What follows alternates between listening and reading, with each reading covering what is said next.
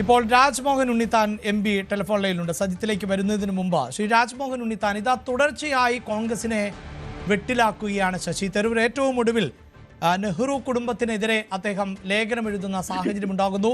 കുടുംബാധിപത്യത്തിന് എതിരെ ലേഖനം എഴുതുന്ന ഒരു സാഹചര്യമുണ്ടാകുന്നു. ഇത് കൃത്യമായി BJP ആയുധമാക്കി മാറ്റുകയും ചെയ്യുന്നു. വലിയ പ്രതിസന്ധി വീണ്ടും സൃഷ്ടിക്കുകയാണോ തരൂർ? അല്ല, പുള്ളി ഒരു രക്തസാക്ഷിയുടെ പരിവേഷം കിട്ടി പാർട്ടിയിൽ നിന്ന് പുറത്തു പോകുന്നതിനെ കുറിച്ച് ആലോചിക്കുന്നു എന്നാണ് ഞാൻ മനസ്സിലാക്കുന്നത്. അതുകൊണ്ടാണ് കോൺഗ്രസ് ഇക്കാര്യത്തിൽ ഒരു അനങ്ങാപ്പാറ നയം സ്വീകരിച്ചിരിക്കുന്നത്. ഒരു കുടുംബം മുഴുവൻ ഇന്ത്യയുടെ ദേശീയ സ്വാതന്ത്ര്യത്തിൽ പങ്കെടുത്തിട്ടുള്ളത് നെഹ്റു കുടുംബം മാത്രമാണ്. മോട്ടിലാൽ നെഹ്റു, ജവഹർലാൽ നെഹ്റു, വിജയലക്ഷ്മി പണ്ഡിറ്റ്, ശ്രീമതി ഇന്ദിരാഗാന്ധി, അവരുടെ ഭർത്താവ് ഫിറോസ് ഗാന്ധി, ഈ മുഴുവൻ ആളുകളും ഇന്ത്യയുടെ ദേശീയ സ്വാതന്ത്ര്യ സമരത്തിൽ പങ്കെടുത്ത ആളുകളാണ്.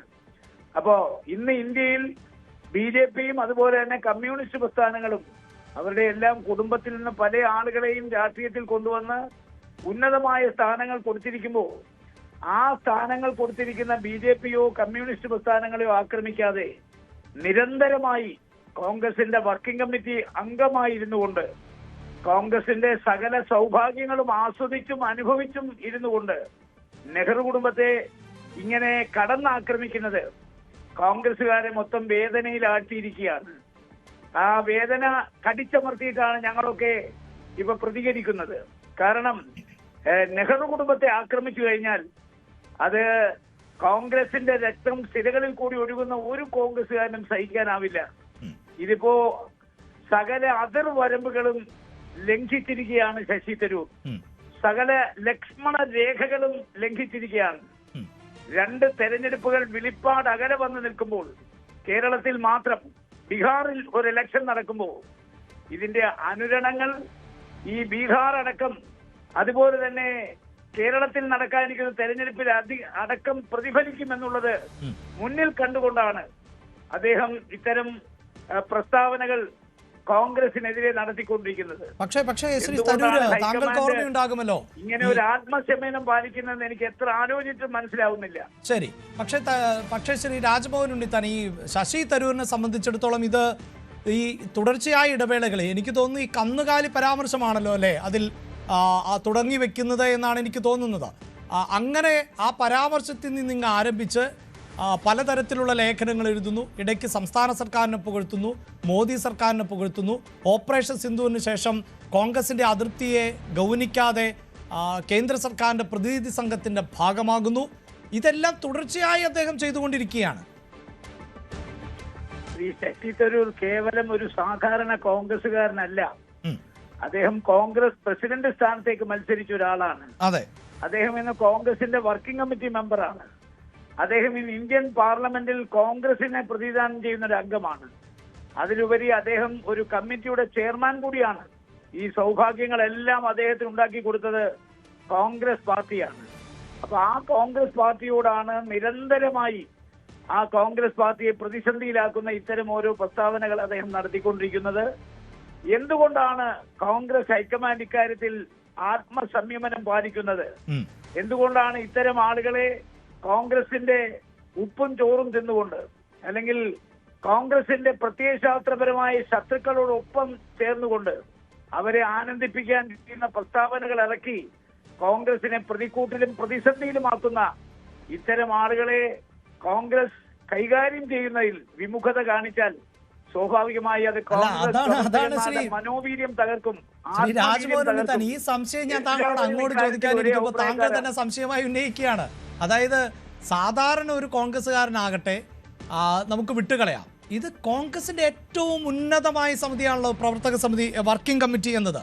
ആ വർക്കിംഗ് കമ്മിറ്റിയിൽ അംഗമായിരുന്നു കൊണ്ടാണ് ഇത്തരത്തിൽ കോൺഗ്രസിന്റെ പശ്ചാത്തലത്തെ, കോൺഗ്രസിന്റെ ഇന്നലകളെ ഈ മട്ടിൽ അതിരൂക്ഷമായി വിമർശിക്കുക മാത്രമല്ല കൃത്യമായ തെരഞ്ഞെടുപ്പ് സമയങ്ങളിൽ രാഷ്ട്രീയ എതിരാളികൾക്ക് ആയുധം എത്തിച്ചു കൊടുക്കുകയും ചെയ്യുന്നത്. എന്നിട്ടും ഈ പദവികളിലും തുടരാൻ സാധിക്കുന്നു എന്നുള്ളതാണ് സംശയമുണ്ടാക്കുന്നത്. ശശി തരൂർ പരസ്യമായി വ്യക്തമാക്കേണ്ട ചില കാര്യങ്ങളുണ്ട്. അദ്ദേഹത്തിന്റെ കൂറ്, അദ്ദേഹത്തിന്റെ വിധേയത്വം, അദ്ദേഹത്തിന്റെ പ്രതിബദ്ധത ആരോടാണ്? ഇന്ത്യൻ നാഷണൽ കോൺഗ്രസിനോടാണെങ്കിൽ അതിന്റെ നേതാക്കന്മാരെ അംഗീകരിക്കുകയും ബഹുമാനിക്കുകയും അദ്ദേഹം ചെയ്യണം. കോൺഗ്രസ് പ്രസിഡന്റ്, കോൺഗ്രസിന്റെ അത്യുന്നത പദവിയിൽ ഇരിക്കുന്നവർ, ഈ പറയപ്പെടുന്ന എല്ലാവരും കോൺഗ്രസിന്റെ അധ്യക്ഷ സ്ഥാനം അലങ്കരിച്ചവരാണ്. രാഹുൽ ഗാന്ധി ഉൾപ്പെടെ, പ്രിയങ്ക ഗാന്ധി ഒഴിച്ച്.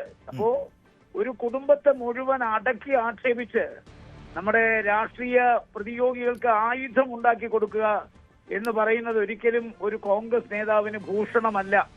ഞാനൊക്കെ വളരെ വേദനയോടുകൂടിയാണ് ഇത് പറയുന്നത്. കാരണം ഇങ്ങനെ പോയാൽ എത്ര കാലം ഇതിനകത്ത് പിടിച്ചു നിൽക്കാൻ കഴിയുമെന്നുള്ള ആശങ്കയിലാണ് ഞാൻ. കാരണം ഇത്തരം ആളുകൾ കോൺഗ്രസ് പാർട്ടിയിൽ പെരുകുകയാണെങ്കിൽ, അവർക്കൊക്കെ ഒരു കാരണവശാലുമുള്ള നടപടികൾ എടുക്കാതിരിക്കുകയാണെങ്കിൽ പിന്നെ നമുക്കൊക്കെ ഈ പാർട്ടിയിൽ എന്ത് സ്ഥാനമാണുള്ളത്?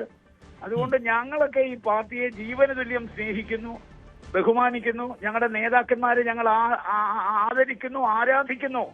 അത്തരം നേതാക്കന്മാർക്കെതിരെ ഇത്തരം പ്രസ്താവനകൾ നടത്തുന്ന ആളുകളെ വെച്ചു പൊറിപ്പിക്കുന്നത് ഒരിക്കലും ഈ പാർട്ടിക്ക് ഭൂഷണമല്ല. തരൂരിനെതിരെ നടപടിയെടുക്കണം അല്ലേ ശ്രീ രാജ്മോഹൻ ഉണ്ണിത്താൻ? എത്രയും പെട്ടെന്ന് തരൂരിനെതിരെ സംഘടനാപരമായി നടപടിയെടുക്കണം. അത് ഞാൻ പറയുന്നത് ശരിയല്ലല്ലോ.